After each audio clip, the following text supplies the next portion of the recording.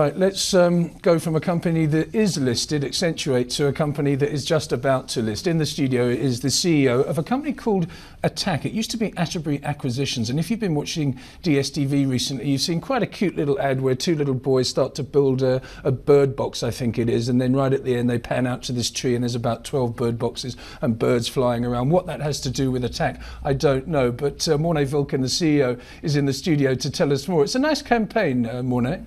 It definitely is. I think the reason behind it is we do believe we create something unique. Although we focus on property, we do believe we create something unique for our investors, and creating opportunities is what we're all about.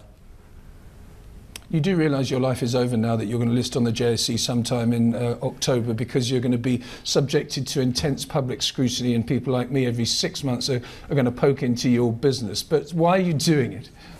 I think the main reason is it's basically our next step in our, I would say, history of Attacq. Attacq was started in 2005. It's a public unlisted company. We've got over excess of 570 clients, our shareholders, and of which the major shareholders is Sanlam, Royal Bafokeng and the Attacq Foundation.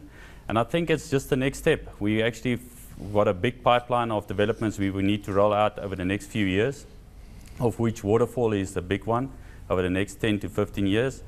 And I think it will ultimately create that platform, it lift the profile and effectively actually create liquidity for our shareholders. Yeah, you've got about 12 billion rands worth of assets at the moment. The Waterfall project, which is the Mall of Africa, is going to cost around about 3 billion from what I understand. How much are you going to raise with this listing? With this listing, we're looking to raise up to a maximum of 800 million. Obviously, if we need to, we won't raise a little bit less than that, but it's up to a maximum of 800 million. And apart from the Waterfall project, are there others as well? Because I know that you've been involved in an organisation called Wingspan. You sold 30% of that. That was regional shopping centres. It seems to me you're going for bigger things, and the Wingspan didn't fit into your portfolio. Effectively, the Wingspan was one of our investments. We see it as non-core at this point in time. The intent is to wind it down over time. It's consisting of 5 regional shopping centres, which we will sell down over time. The big focus is we've got a pipeline on excess of 400,000 squares of Waterfall is a big portion of that. But we also got exciting developments like a 75,000 square development in Newtown, which consists of about 35,000 in retail, as well as a new regional office for Nedbank, which is about 40,000 squares. So that's quite an exciting time for us. Why are you not going for REIT status? What's the rationale behind that? We're going to be a capital growth fund. We do believe with the investment opportunities we have is to reinvest our proceeds, and therefore we're actually a capital growth fund as a normal company. And with a REIT, you actually need to do the required payouts, and that wouldn't work for our strategy at this point in time.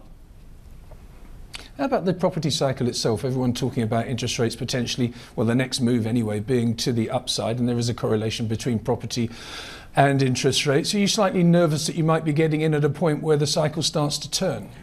I think the benefit we have over the last 8 years, we have gone through a few cycles.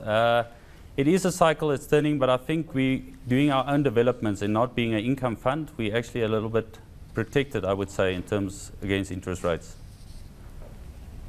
And finally, the roadshow. You've obviously been out looking for investors. You spoke about the shareholders that you have at the moment. Are you going out there actively and telling people exactly what you're doing? Because you're doing it very visibly on DSTV with the ad campaign that we spoke about. What sort of people are you attacking, if you like, in order to become shareholders?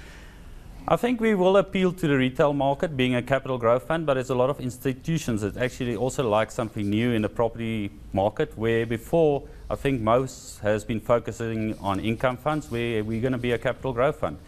It is something new, so we're seeing a lot of investors. There's some interest, there's some, I would say, trying to compare it to the income funds, but I think overall people are excited about it. Is it going to be mainly retail that you're going to be exposed to? Because this Mall of Africa and Waterfall it suggests that it is mainly retail. Is that the case? No, not really. I think we've got a combination of retail, commercial. We even got a little bit of industrial. In terms of Waterfall, I mean, the total development bulk is 1.7 million bulk meter squares, of which the Mall of Africa is about 116,000 squares. So that is still a small part of the whole Waterfall development we're talking about. Give us the dates if you've finalised one, and also what sort of free float we can look forward to, what sort of market cap you're expected to have on the opening day.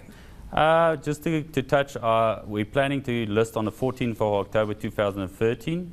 Our existing free float is 32%. If we actually get the 800 million all free floating potential, we will go up to above 40%, and we will have a market cap of about 8.4 billion.